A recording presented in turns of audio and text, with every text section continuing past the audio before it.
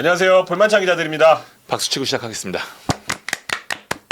자, 마침내 2023 K리그가 문을 엽니다. 네. 와, 올해 월드컵도 있었고요. 뭐 저 다녀오긴 했지만 지난 시즌 또 11월에 끝났잖아요. 그러니까 개막까지 기다리는 시간이 너무 길었어요, 진짜. 4달 된 거잖아요. 석 달, 넉 달 되는 거죠. 그 기다림이 특별한 올 시즌 1라운드 프리뷰 시작하도록 하겠습니다. 올해도 저희 마지막까지 열심히 달릴 테니까요. 많은 응원 필요하면 질타도 해주시고요. 물론 응원을 더 해주시면 좋을 것 같습니다. 저희가 올해는 아마 영상이 이 여러 가지 문제가 있어서 영상권을 지금 뭐 마지막까지 시도를 하고 있긴 하지만 영상권이 구매가 되지 않을 경우에는 과거 방식으로 회귀가 되고요. 뭐 그거를 더 좋아하셨던 분들도 많았어요. 그래서 옛날 방식. 네, 그래서 저희가 어찌 됐건 중요한 거는 내용 아니겠습니까? 네. 그 내용만큼은 예년과 다르지 않도록 더 열심히 하도록 하겠습니다. 영상이 안 나온다면 저희가 뭐 표정이나 막 골 뭔가 말로 골 영상을 좀 말로 표현한다거나 다양한 방식으로 좀 채워드린다고 약속을 드리고요. 그리고 저희가 또 올해 변화를 한 가지 줄 계획입니다.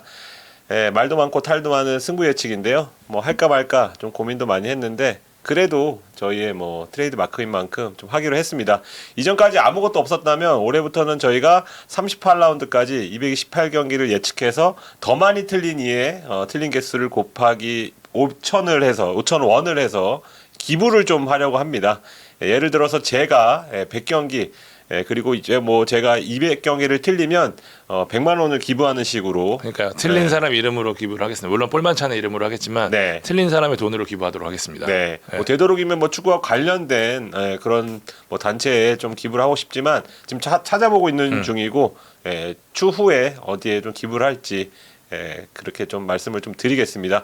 매 리뷰마다 마일리지를 상단에 띄우도록 하겠으니까 편집자분도 좀 참고를 해주시면 감사하겠습니다. 자, 올 한 해 의미와 재미 모두 잡는 볼만찬이 되도록 노력하면서 출발하도록 하겠습니다. 대망의 개막 오브 개막전입니다. 25일 오후 2시 울산 문수경기장에서 2022년 K리그 챔피언 울산 현대와 FA컵 챔피언 전북 현대가 더비를 펼칩니다. 개막전부터 대박 라인업이 완성이 됐습니다. 올해도 1, 2위를 다툴 것으로 예상이 되는 2강 현대가 두 팀이 첫 경기부터 만납니다. 지난 몇 년간 치열한 우승 경쟁을 펼쳤던 두 팀은 지난 겨울 이적권으로 다시 한번 분위기를 좀 후끈 띄웠잖아요. 올해도 결국 두 팀 사이에 우승팀이 결정될 공산이 큰 만큼 맞대결 결과가 중요합니다. 지난 시즌 울산이 전북과의 맞대결에서 리그 기준으로 2승 1무 1패를 앞섰거든요. 2029년부터 양 팀이 우승 경쟁을 이어져 왔다고 봤을 때 울산이 첫 우위를 보였던 시즌이었습니다. 바로 그 시즌에서 우승을 차지했다는 것, 그리고 승점 차가 딱 3점이었던 것은 결국 두 팀의 맞대결 결과가 우승을 결정지을 중요한 변수잖아요. 그렇기 때문에 이 첫 판은 단순한 개막전 이상의 의미를 지니게 될 전망입니다. 일단 디펜딩 챔피언 울산은 겨우내 변화보다 내실 다지기에 초점을 맞췄어요. 기존 핵심 자원이 남았고 떠난 자리를 채우는 데 주력한 만큼 경기력 자체에 큰 변화가 없을 전망입니다. 국내에 중계됐던 이 아틀란티컵 있잖아요. 아쉬운 경기력을 좀 보이긴 했지만 프리시즌인 만큼 큰 의미를 둘 필요는 없을 것 같고요. 내부 이야기를 들어보니까 일단 선수단 컨디션 괜찮다고 합니다. 이청용과 루빅손이 독감으로 고생을 했었는데 지금은 괜찮다고 하고요. 울산은 이 지난 시즌 중심의 라인업에 박용우의 파트너로 이규성 혹은 보야니치 혹은 김민혁 중 누가 될지가 변수가 될 전망입니다. 절치부심한 전북은 폭풍영입에 나섰죠. 영입생으로 이 베스트 11을 꾸릴 수 있을 정도로 많은 선수를 데려왔는데요. 특히 젊은 선수들이 많기 때문에 스타일의 변화가 생길 것 같습니다. 김상식 감독은 전방에서 많이 뛰어준 선수들로 구성이 됐기 때문에 위에서부터 눌러서 하는 플레이를 만드는데 겨우내 많은 공을 들였다고 하더라고요. 일단 구스타보랑 하파엘 실바 정도를 제외하고 나머지 선수들이 출전이 가능한 전망이고요. 김상식 감독은 조규성, 이동준과 함께 쓰리톱을 이뤄줄 나머지 한 자리에 누구를 넣을지 좀 고민이 크다고 하는데 송민규, 문선민, 안드레 루이스가 있긴 한데 지금 송민규의 컨디션이 괜찮다고 합니다. 역시 이날 경기 눈길 역시 누구겠습니까? 아마노의 쏠립니다. 이번 라운드에는 이런 더비가 많습니다. 맞아요. 뭐 아마노 더비 그리고 뭐 포항대구의 제카 더비. 네네. 겨우내 이적 문제로 K리그에서 볼 수 없는 날선 공방이 좀 이어졌었잖아요. 그래서 이 현대가 더비가 아마노 더비로 바뀌었다는 이야기까지 나왔는데 과연 울산 팬들이 유니폼을 받고 입고 온 아마노에게 어떤 반응을 보일지 그리고 아마노가 이에 대응해서 어떤 플레이를 할지 굉장히 중요할 것 같고요. 전북 입장에서는 지난 시즌 쿠니모토의 역할을 해줄 창의적인 공미가 좀 부족했잖아요. 그래서 이 공격의 날카로움이 떨어졌는데 아마노가 울산에서 보여준 플레이를 전북에서도 할 수 있을지 좀 봐야 될 것 같고요. 울산 팬 입장에서는 아마노를 대신할 에사카가 과연 이 아마노를 뛰어넘는 모습을 보여줄지에 대해서 굉장히 주목할 것 같습니다. 아타루로 아마 네. 등록을 할 네. 것 같습니다. 네. 네. 아마노를 넘어서 이 양팀 키플레이어는 제가 따로 꼽겠는데요. 일단 울산은 주민규로 하겠습니다. 올겨울 울산 유니폼을 입었는데 사실 여전히 좀 마티나담에 대한 의구가 있는 가운데 울산이 외국인 공격수 대신 주민규를 택했거든요. 과연 울산에서 어떤 모습을 보일지. 주민규가 좀 프리시즌에 다소 아쉽긴 했지만 전북을 상대로 공격 포인트를 7개나 기록할 정도로 강했다는 점 주목해야 될 것 같고요. 전북 이동준 겨우내 아주 상태가 좋았다고 합니다. 본인도 의지를 다진 만큼 친정팀 울산을 상대로 좋았을 때의 모습을 보여줄 수 있을지 올 시즌 전북의 키를 쥐고 있는 만큼 주의 깊게 체크할 포인트 같습니다. 네. 이날 변수 한 가지 더 전해드리면요. U20 대표팀 차출 변수가 있는데 2명을 차출 보낸 전북은 이제 U22 카드 상관없이 라인업을 꾸리고 5명을 교체할 수 있습니다. 근데 한 명도 보내지 못한 울산은 원래 규정대로 지금 라인업을 운영해야 되는 상황이거든요. 울산이 22세에 대한 고민이 있는 팀이기 때문에 이 부분이 이날 경기에 큰 변수가 되지 않을까 싶습니다. 네. 시즌 첫 예측 한번 해보겠습니다. 저는 무승부하겠습니다. 네.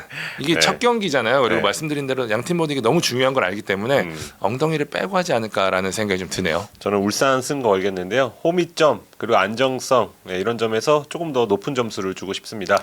자, 두 번째 경기 가도록 하겠습니다. 25일 오후 4시 30분 수원 월드컵 경기장에서 펼쳐지는 수원과 광주의 경기입니다. 네, 지난 시즌 구단 최초로 승강 플레이오프까지 밟아서 가까스로 잔류한 수원과 안정적으로 1부 승격한 광주의 만남입니다. 기록 충답게 먼저 승격팀의 개막전 전적이 어땠는지 직접 알아봤습니다. 찾아보니까 2승 6무 4패, 12경기에서 단 2승에 그칠 정도로 승격팀이 첫 경기에서 힘겨운 출발을 했다. 2016년 상주, 2018년 경남만이 승격한 뒤 첫 경기에서 승리했고요. 경남 이후에 2019년 이후부터 지난해까지 승격팀의 개막전 승리는 없었습니다. 당연히도 광주도 이제 두 번 도전해서 1무 1패를 기록한 바 있습니다. 근데 올 시즌은 조금 더 기대를 좀 해봐도 될 것 같습니다. 일단 광주가 지난 시즌 압박 그리고 공수 전환 속도 이정효 감독이 또 준비된 지도자라는 걸 입증을 하면서 2부를 그야말로 좀 씹어 먹었죠. 그런 만큼 어떤 돌풍을 일으킬지가 좀 관심이 있기 때문에 개막전부터 어떤 플레이를 펼칠지에 대한 관심이 높고 반대로 이제 수원은 명가재건을 좀 외치고 있습니다.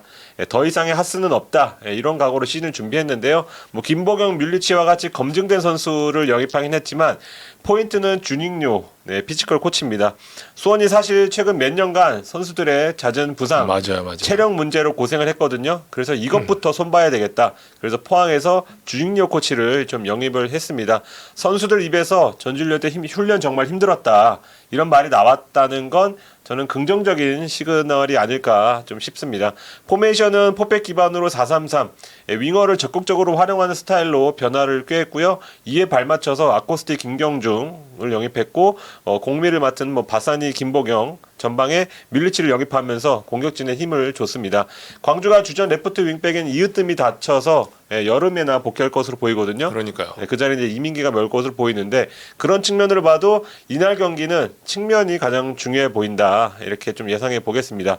주목하고 싶은 맞대결은 바사니와 아사니. 네. B와 S를 빼면 이제 아사니가 되는데 이름이 비슷한 두 신입 공미를 주목하고 싶습니다. 모두 신장이 170cm대 그리고 사이즈가 크지 않고 왼발을 주로 쓰며 테크닉이 뛰어난 선수로 알려졌는데요. 네. 이날 나란히 K리그 데뷔전을 치를 전망입니다. 누가 얼마나 팀의 창의력을 불어넣을지가 승부의 포인트가 되지 않을까 싶습니다. 밀치가 짧은 시간 얼마나 빨리 팀에 녹아들었는지 다시 일부로 돌아온 신성 에이스 엄지성이 얼마나 또 좋은 모습을 보여줄지 이정효 감독이 자신감만 있는 감독인지 아니면 실제로 경기장에서 어떤 퍼포먼스를 보여줄지도 또 유니폼 뒤집고 입고 나오는 거 아니야? 정장을 뒤집고 나오면 좀 웃길 텐데 그런 것도 좀 주목해보고 싶습니다. 예측해 보겠습니다. 무승부 하겠습니다. 예측 정말 어려운 경기 같고요. 시즌 첫 번째 무승부 수원 광주전으로 하겠습니다. 저는 수원 하겠습니다. 승격 팀들의 첫 경기 항상 어려웠거든요. 네. 수원의 관록에 걸도록 하겠습니다. 네. 자, 세 번째 경기입니다. 같은 시각에 열립니다. 서울 월드컵 경기장에서 펼쳐지는 서울과 인천의 경인 더비입니다. 운명 같은 만남입니다. 개막전에서 경인 더비, 인경 더비가 성사가 됐는데 K리그에 많은 더비가 있잖아요. 근데 가장 최근 가장 치열하고 가장 스토리가 많은 더비가 맞아요. 두 팀의 맞대결입니다. 가깝게는 손가락 욕 사건도 있었고 잔디 문제도 있었고 그리고 부상 문제 무엇보다 무고사가 이제 인천 고별전을 치는 상대도 그러네. 서울이었습니다. 다 서울입니다. 그 이전으로 들어가면 특정 선수가 원정팬 문제도 좀 불거진 경기도 바로 이 경기였습니다. 그때 잔류를 확정 지었죠, 인천이. 네, 그렇습니다. 그러니까 붙을 때마다 뭐 퇴장도 많이 나오고 맞아요. 골은 많이 안 나오지만 치열했던 그런 경기고 아까 미디어데이에서 이제 김진양에게 물어보니까 자기도 좀 잘 모르겠다. 근데 치열해진다고 좀 얘기를 하더라고요. 역대 통산 전적에서는 서울이 23승 20무 16패 근소하게 앞섰는데 최근 6경기에서 인천이 3승 3무 2021년 3월 홈에서 패한 뒤 2년 가까이 서울에 패하지 않으면서 우위를 점하고 있습니다. 이 우위는 조성환 감독이 부임한 이후에 생겨났고요. 조성환 감독은 안익수 감독과의 지략 대결에서 2승 3무로 앞서 있다는 말씀도 좀 드리겠습니다.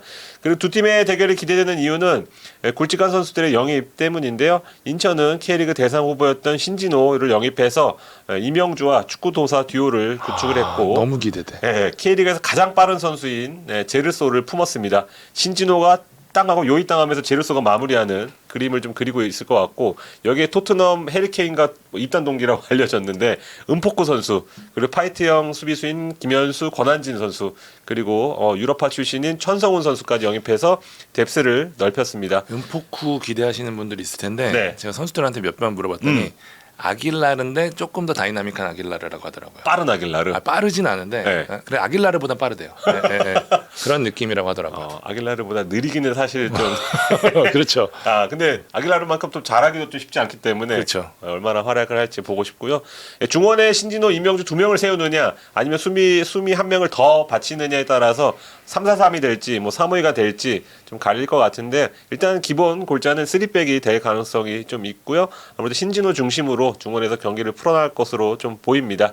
지금 에르난데스가 뭐 몸 상태가 100%가 아니라고 하는 만큼 뭐 천성훈이 깜짝 선발 출전할 가능성도 있고 뭐 김보섭의 제로톱 가능성도 있습니다.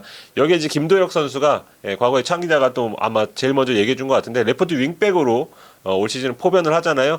거기서 좀 어떤 플레이를 펼칠지도 좀 지켜보고 싶습니다.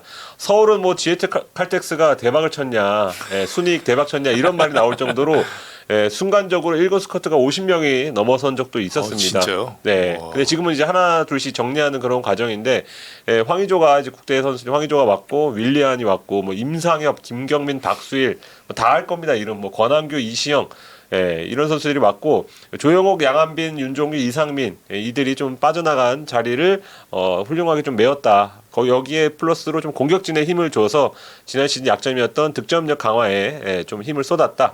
만약에 4-4-2를 쓸 경우에는 지금 황의조, 일류첸코 투톱이 좀 유력하고 왼쪽에 나상호, 오른쪽에 윌리안. 와. 거의 뭐 저희 예전에 뭐 와. 브라질 4-2-4 정도의 그런 파괴력 넘치는 공격을 볼 수도 있겠다. 근데 이제 안익수 감독의 성향상 윙어에게 그렇게 공격적으로 뭐 주문을 할지 아니면 좀 내려와서 연계를 좀 시킬 가능성도 있기 때문에 하지만 이제 지난 시즌 뭐 익수물과는 분명히 조금 다른 색깔을 낼 가능성이 있어 보입니다.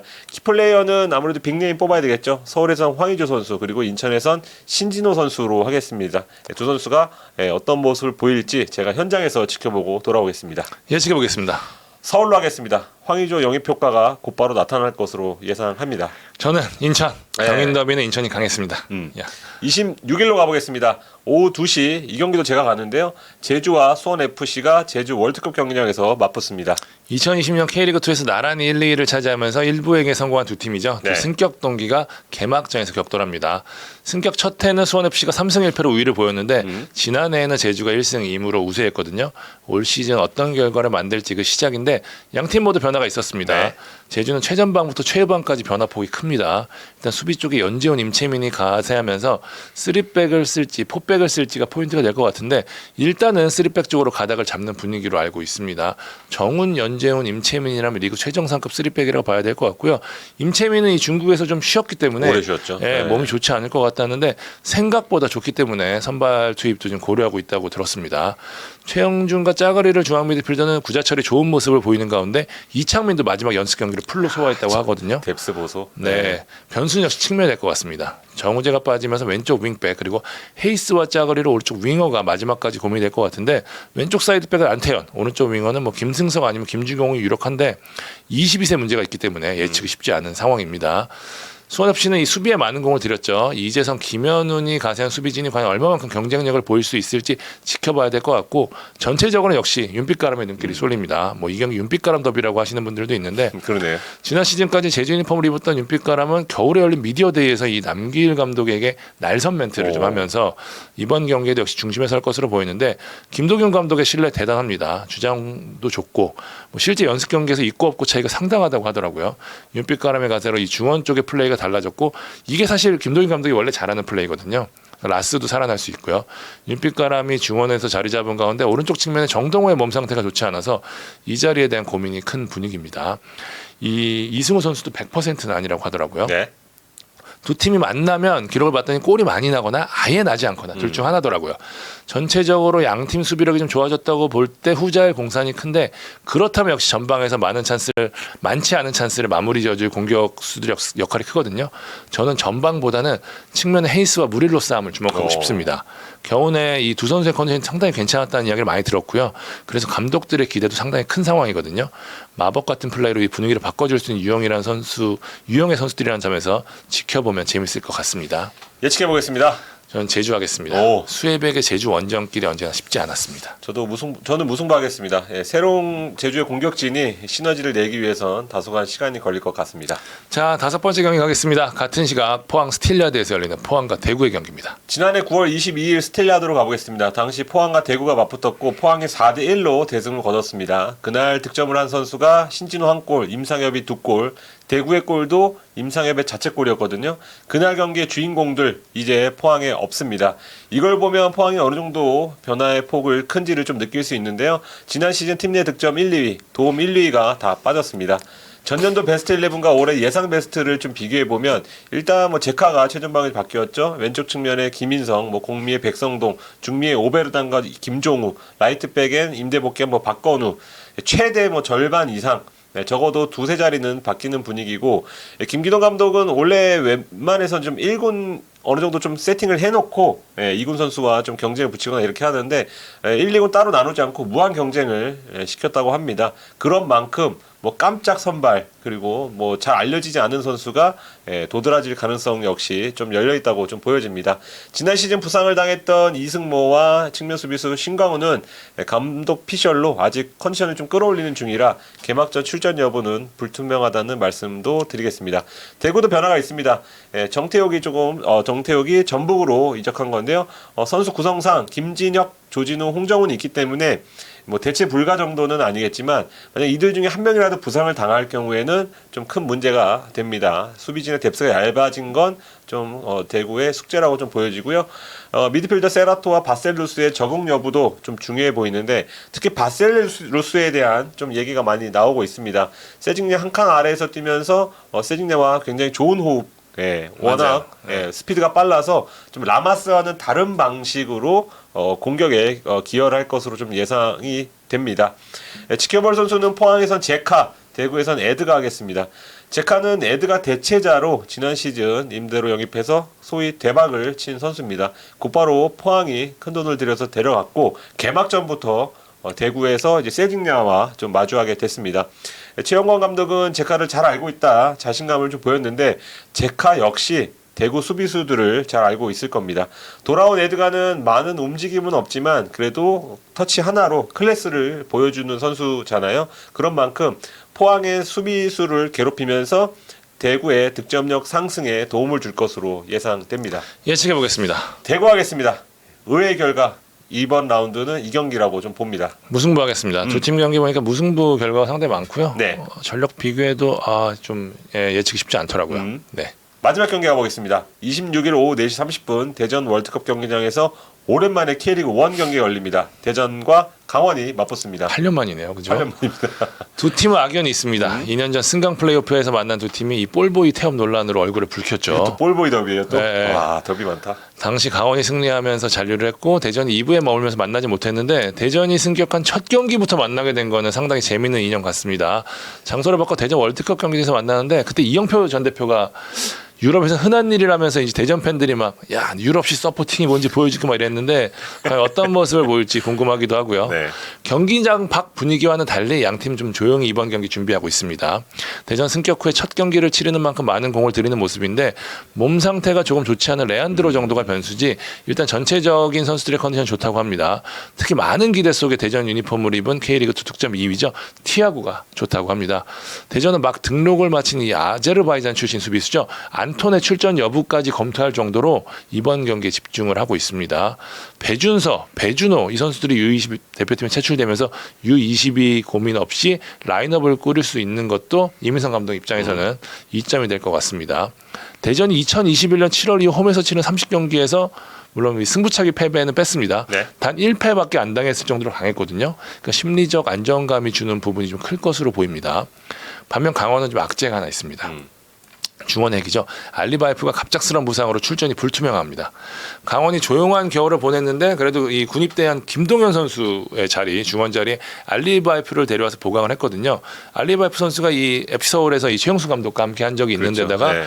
강원 중원에 없는 이 창의성을 가진 선수거든요. 그래서 강원이 프리시즌 동안 알리바이프를 중심으로 한 빌드업에 상당히 많은 공을 들인 걸로 알고 있는데 그 중심에 있는 알리바이프 선수가 다치면서 최용수 감독의 플랜이 다소 좀 꼬이게 됐습니다. 한국영 선수의 상태도 좋지 않은 만큼 케빈이 그 자리를 메울 가능성이 좀 높아 보이고요. 강원도 U22 카드 고민이 상당히 많은데 이승원 선수가 대표팀 차출됐거든요. 일단 양현준 한 명만 내보낸다는 점이 위안이 될 것 같습니다. 나머지 선수들은 문제없이 정상 컨디션 보이고 있다고 합니다. 네. 두 팀 모두 이 3백을 쓰고 장신 공격수를 두는 유형의 팀이지만 스타일은 좀 다릅니다. 대전은 주세종 이진현의 중앙 플레이가 좀 강점이잖아요. 오재석을 보강해서 오른쪽 측면 힘을 좀 더하긴 했지만 그 위쪽 날개 공격수들의 무게감이 좀 다소 떨어지거든요. 결국 주세종과 이진현 쪽에서 얼마만큼 좋은 패스가 나갈지가 중요한 반면에 강원은 뭐 뭐니 해도 측면 아니겠습니까?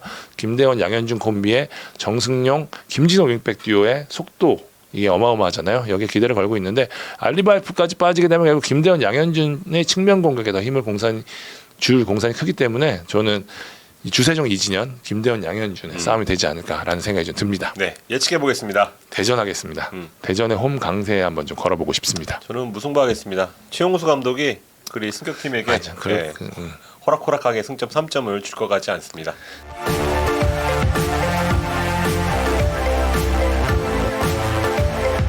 자, 지금까지 1라운드 프리뷰 해봤습니다. 첫 라운드부터 어떤 드라마가 펼쳐질지 저희가 기다린 만큼 멋진 경기가 그 라운드에서 펼쳐지길 저희도 기대하도록 하겠습니다. 네, 지금까지 볼만치 않은 기자들이었습니다. 감사합니다.